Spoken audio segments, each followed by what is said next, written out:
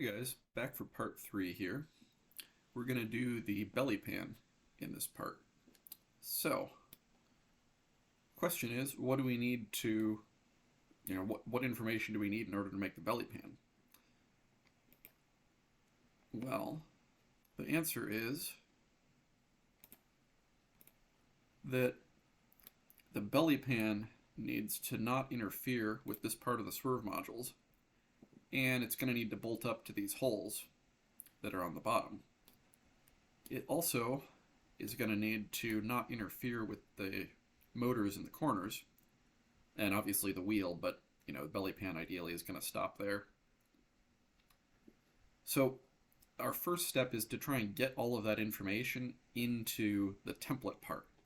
Not its own part, but the template part, because we want that to be reflected there so that when we build other parts, we know what the belly pan looks like. So for that,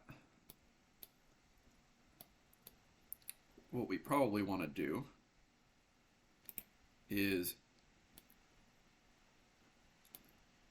let's hide the tubes for a moment, because we don't want to put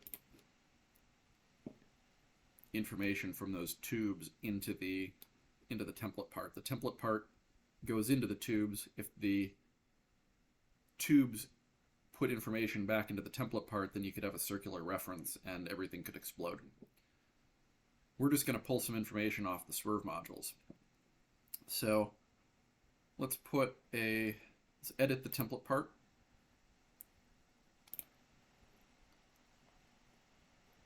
Let's make a sketch on this plane, and let's go ahead and do convert entities. Let's bring in some of this information. We'll do selection filter of edges again, and these edges, in fact, we don't even need all three. We know that this edge here is going to be edge of the belly pan,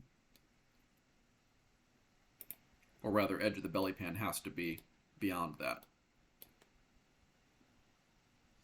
And notice that I'm going for this edge here and not this one, because this one here corresponds to the actual face. If we went for this one, we could make the belly pan too big and it wouldn't accommodate the swerve modules. Go and we'll hit this edge.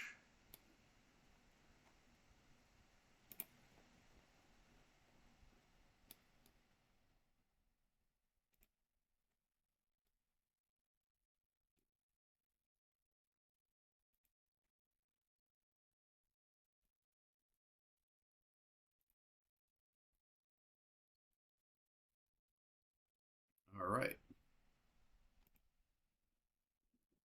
So let's see if this looks like it's enough information if we go back to the template part. Come in from the top. We know what plane it's going to go on. We have an edge here. We have a hole reference. We have our frame perimeter reference. So I think we can do this. Let's call this one belly pan. And in belly pan, this is the same sketch where I projected these lines. Let's make all of this stuff construction first, just the stuff that's inside a belly pan, because we're probably going to base some parts on that. We're not going to use those edges as they are. Oh, we're missing something. I mentioned the motors. We don't have the motors in here. Go to drive base here. We updated that sketch, and so it wants us to update this. We just right click on this edge here. It should take us to that part. Yep. Belly pan, edit sketch. And we've got a couple of options for what piece of the motor we use. If you look at this part of the motor here isn't going to interfere at the height of the belly pan. Let me show you this again. This part of the motor here isn't going to interfere at the height of the belly pan. But what it can do, so you might say, oh, well, let's just come in and let's make the belly pan clear this part of the motor here. But it is relevant that this part of the motor has to get by if you want to drop a motor out. If you've got to do some servicing, you want to drop that motor out, you've got to let this part come by. So I think in this, at least, you guys can do it however you want. I'm going to use this diameter as the reference, because then we should be able to, kind of wiggle the motor out there if we need to do some maintenance. So back to our friend Convert Entities tool. Pick up this diameter here, this one here,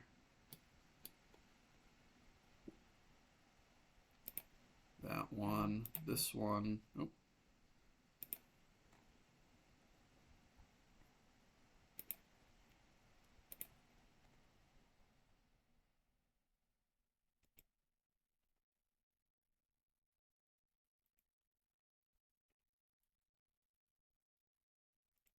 All right, so that should be a pretty good reference for what to clear on the motors. So we'll edit, I'll exit that component, come back into our template part. In Bellypan, we just projected in a bunch of new holes, so we'll just make everything for construction again. Okay, so I'm going to just draw a very rough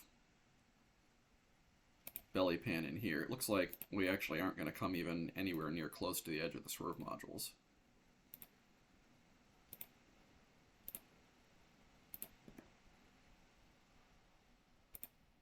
And again, this is just trying to get the basic shape. I'm not trying to be careful about dimensions here.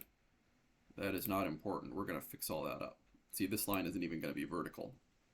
So first thing is, I'm going to make this line vertical. Second thing is,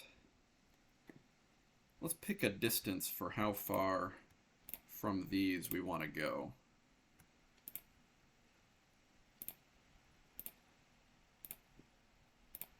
I'm going to take all of these and do an offset. Let's say 0.1 inches maybe even 0.05. It doesn't have to be much because remember that's the big part of the motor. And construction geometry. We also want the offset to be construction. So now we can just kind of come in here and we can tangent these to there.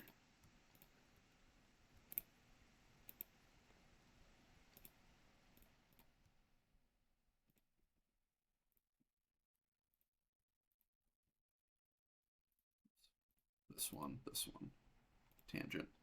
And you see how those end up fully constrained once we do that. This line here, oh, what is this line here connected to? This line here got an erroneous coincident mate. Let's delete that. We're going to want that probably to be either coincident with this line or some line very close to it. We want it to be either just inside the frame perimeter or like right on the frame perimeter. But for now, let's tangent mate these.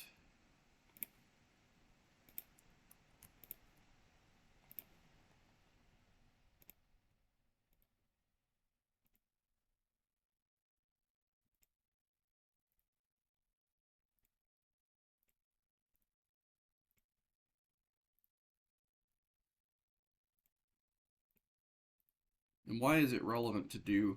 Oh, it's unsolvable. Why is it unsolvable? This ended up with an extra perpendicular constraint.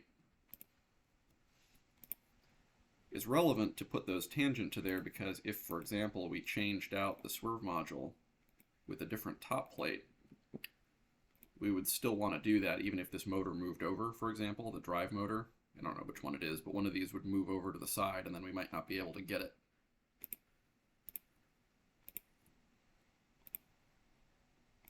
So that's why we want to tangent both of these instead of just saying, oh, this is a 45-degree angle. This one also has that extra perpendicular constraint. Let's get rid of that.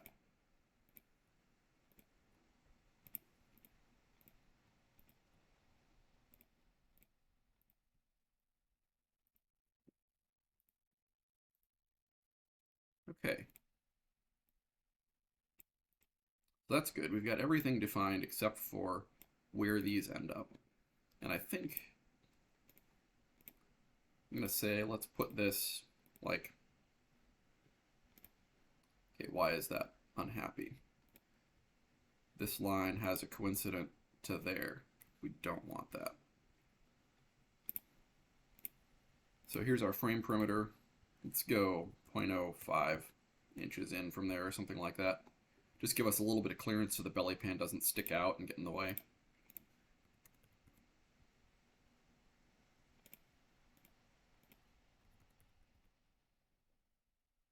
And yeah, you could do this with something that's a common element to all sides, but I'm doing it with a dimension on all sides because this is one thing that's probably likely to change on the robot. You could have one side where you need, like the front, where you want that belly pan to be set back more, or you could say, well, on the back it doesn't matter, we don't have any mechanisms. Give us that space back and make it coincident. So that should be good to go.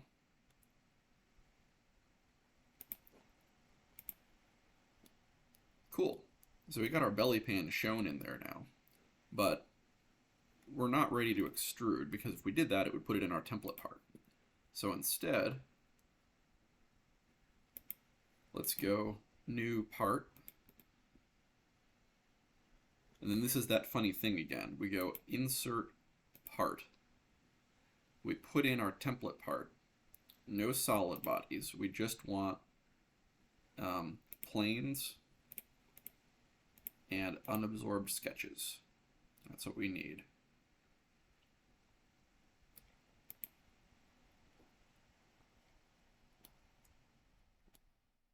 And then we don't need to locate it. That's fine.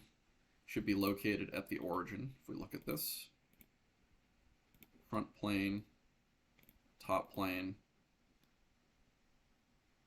Yep, two planes are coincident. Right plane. So we'll go ahead and hide these. We'll hide the top of the chassis tubes because we're only interested in bottom of chassis tubes, and we're going to extrude down from that because that's where the belly pan goes. Cool. So let's do belly pan. We'll just select that sketch and we'll say, yeah, extrude that. We're going to make sure it goes down. Right now it's up. Oops, I had it. How many inches do we want to go? 0.25 is a pretty good belly pan thickness.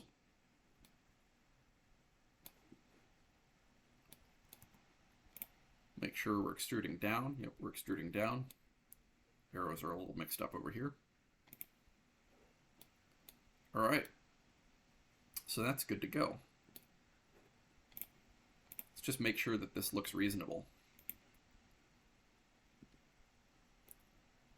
Insert components.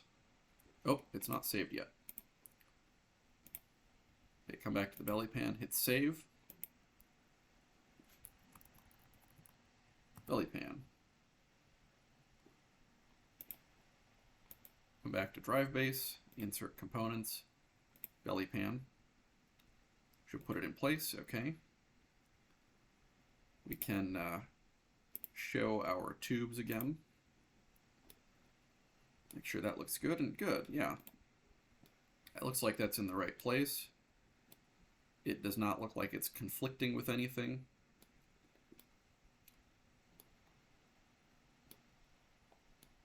So we should be good to go on that. Let's get some holes in it.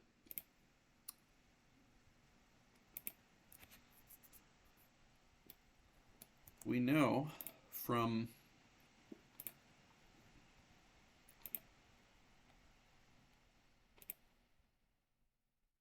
these holes, which are in the swerve modules, where the hole pattern should be in order to accommodate the mounting pattern in the belly pan. So with that in mind, let's go back to our template part.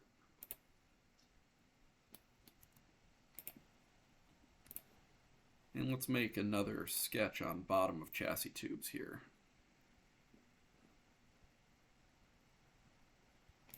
sketch. Let's say we'll make a point. It will be horizontal from here, and we'll say, I don't know, 1.5 inches away. Yeah, that'll be good. Just a visual reference on here that's not going to be like sticking partway out the edge. There's not another hole that we can get here for the first one.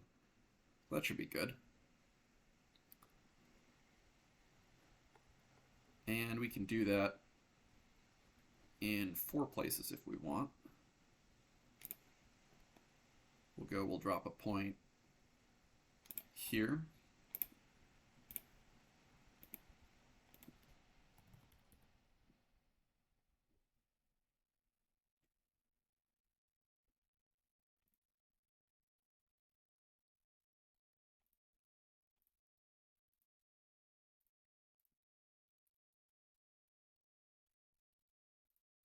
So that's blue. Gotta do a vertical off of that. Same thing with this one. Click on this, control click on that, vertical. Come up over here, point,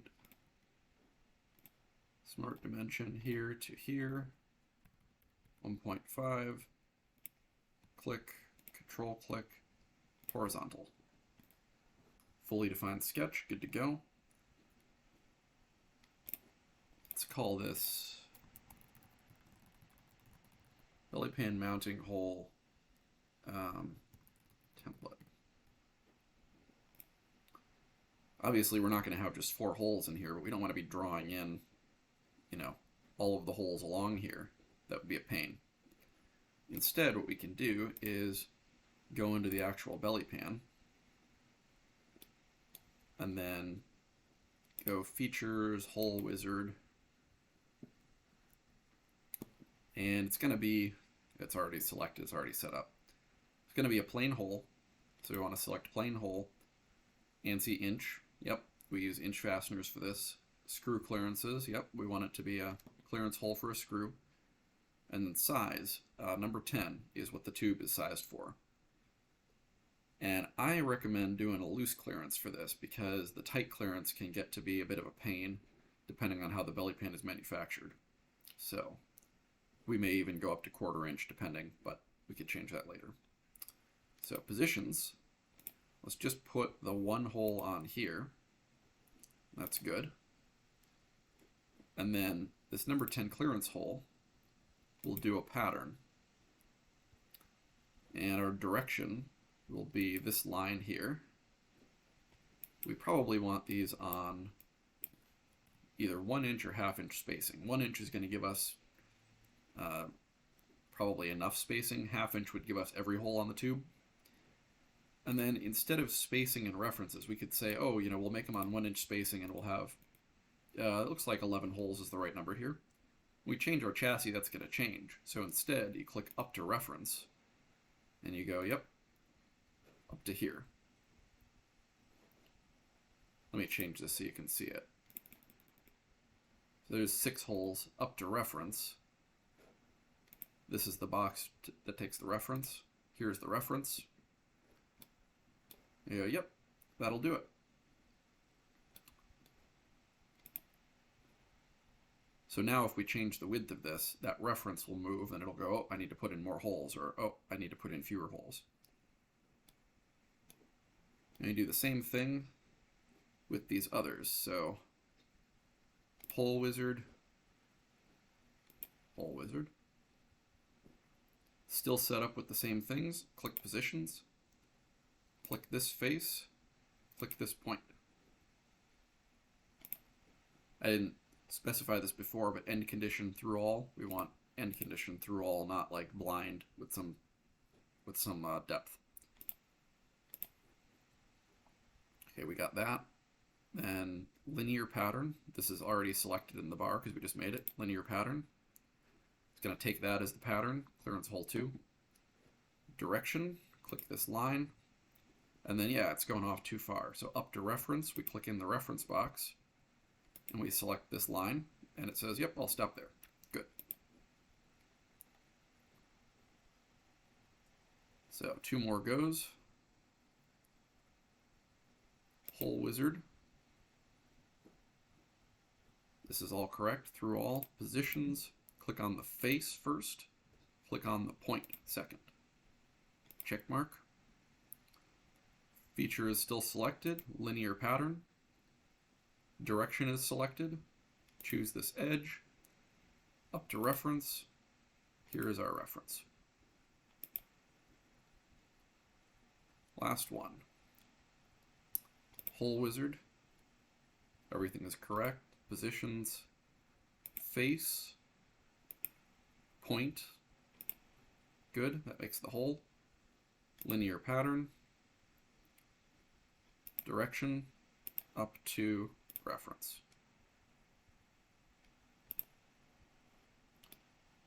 Now, there we go. Let's see if we go back to our drive base. These should line up with holes in the tube.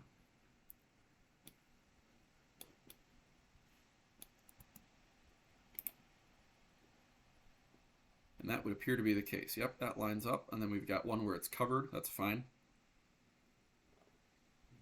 Every other one is lined up with a hole in the tube. Good. And one of the things to check when you do this, sometimes you can have an odd-even problem. Right now, we have 22 by 26. What happens if we go 21? Do we get anything funny happen? So it's thinking it's got to update a bunch of parts.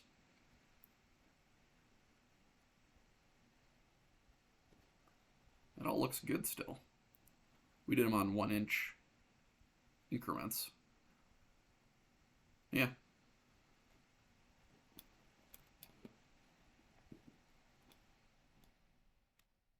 Good. Okay. And then if we go back into Bellypan, this is obviously a very rudimentary Bellypan. It has no fill pattern or anything like that. And it has no fillets on the corners. And that is, something that you can take care of after the fact, because the chassis does not care about the fill pattern as long as you don't mess with these holes. And the chassis does not generally care about the fillets on the corners unless, for example, you made these like 6-inch radius fillets or something. So we can do that in this part without fear of breaking the connection or breaking the assumptions that we made when we were building the chassis. So yeah, some fillets on some corners, some fill pattern in here, that'll all work out great.